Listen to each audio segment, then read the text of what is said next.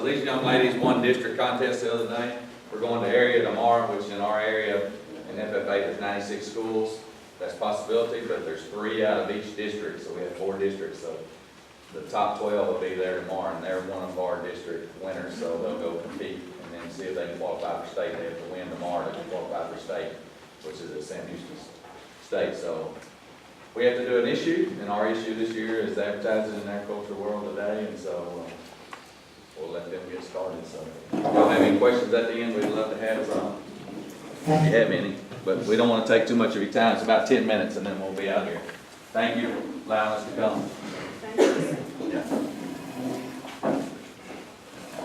Welcome to Chili's. May I take your drink order? Yes, I would like water, please. Let me get this for you while you look over our menu.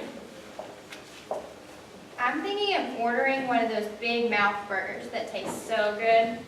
Look at the menu. They have grass-fed beef for the burgers, or you can still get the conventional beef hamburger. Oh, the grass-fed costs $1 more than the conventional. I think I'll ask her about the grass-fed beef when she comes to take her order. Here's your drinks. Do you have any questions about the menu? Yes, I do. Can you tell me a little bit about your grass-fed beef?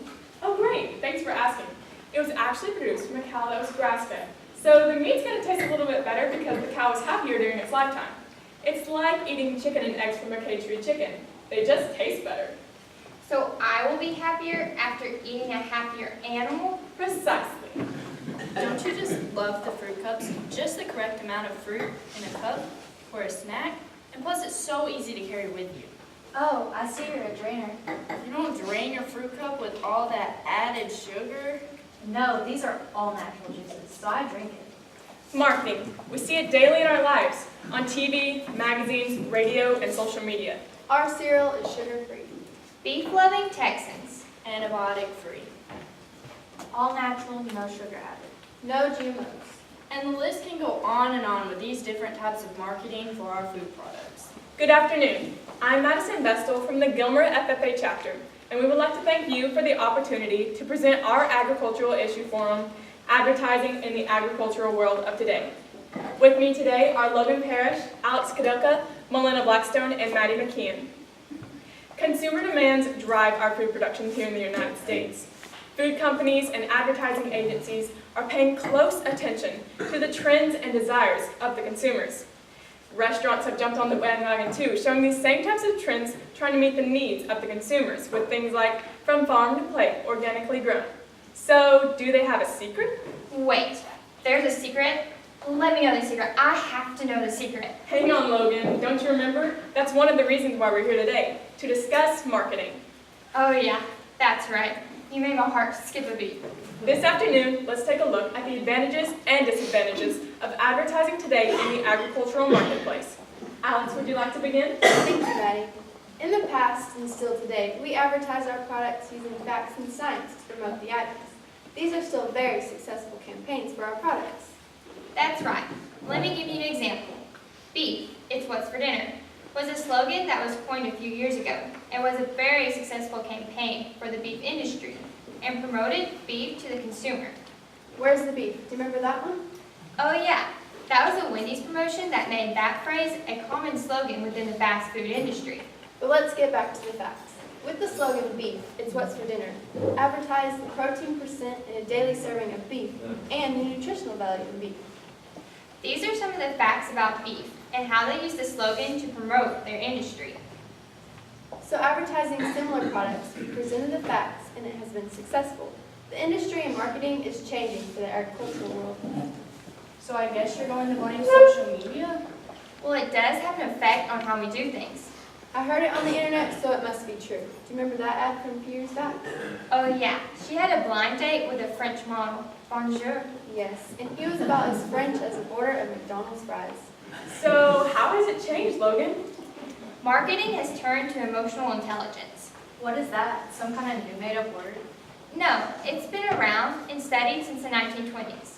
It is using thinking to promote cognitive activity.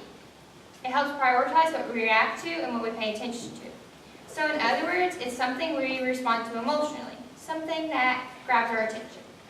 Let me show you an example. How do you perceive this picture? Advertising has always used emotional intelligence somewhat, but today we target a younger generation for our agricultural products.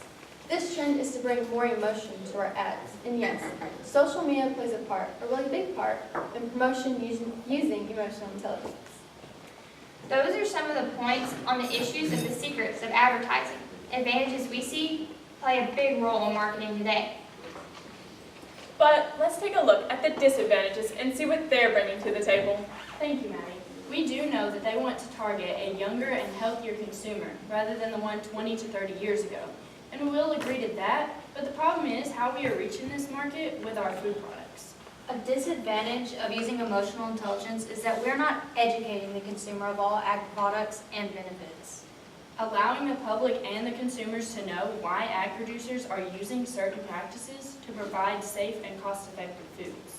Let's look at an example. Purdue Poultry raises their broilers in a house like Tyson with automatic feeders and waters, temperature, and light control. Purdue did place windows for natural lighting, which in the winter months may cost more to heat because of the windows. It all goes to marketing. Purdue reaches the emotional side of consumers. One chicken has more room and natural lighting, so it makes them happier. The birds are basically raised the same. Don't you think we need to educate the consumer on how all birds are produced? Let's look at another hot topic, gluten-free. Oh, my dad always says when he was a kid, there are no such worries about gluten. So why now? I know some people have allergies to gluten, and we do have to take that into consideration. Products today have gluten-free on the label for marketing, but don't have any gluten in them to begin with. Again, we lost a generation on education of our products. Same goes for GMO-free. How many times have you seen a product with GMO-free on the label, but it's not a GMO product? That's the truth. It doesn't have any GMOs. This is a trick in marketing. We have to continue to educate our consumers. We have the safest food supply in the world, and an individual doesn't need to spend a large portion of their income to feed their families. I heard on Fox News Radio that the consumer is either emotional or educated. We believe that we need more education, or the cost of food production will continue to rise. Just as in the beginning scene, grass-fed beef is $1 more than the conventional bird. Do consumers understand this lingo? So are we going to hurt those that want grass-fed beef or free-range chicken? No, we just want them to be completely educated on the words of today's pop culture. Because this is a part of the agricultural industry too, sustainable agriculture. We believe that this market will continue to grow. But understand, as agriculturists, we are going to have to feed the world with less land and more mouths each year. I don't think a hungry person will care if the corn they're eating is GMO-free. Education is key. Did the grass-fed steer tell you it was happier being grass-fed? Thank you for sharing your thoughts on disadvantages. The demand of the consumer does play a huge part in how we market and produce the quality of items. It always has and always will. So overall, let's look at our advantages and disadvantages of marketing. For the advantages, we use facts and emotional intelligence to reach the consumers. We want the facts to educate the consumer, but with the generation we have today, we believe that we can reach them more emotionally. The disadvantage with emotional intelligence, though, is that we're not really educating the consumers. So, in turn, we will have to start producing food in a way that will cost the consumers more money, which will hardship the people with lower incomes who are not necessarily able to afford non-GMO products or food for a more organic diet. We hope that whenever you come to the fork in the road, you're able to make a wise decision on how we should market our products. Thank you.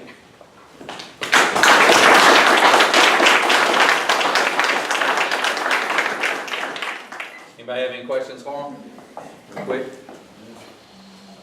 Well, thank you guys, we appreciate your time. We're going to ease on, we got a couple more to do. You won't brag, they had 9 out of 13 teams make the area competition last Friday. At the National FFA Convention, it had a first place, a second place, and a fifth place in science fair.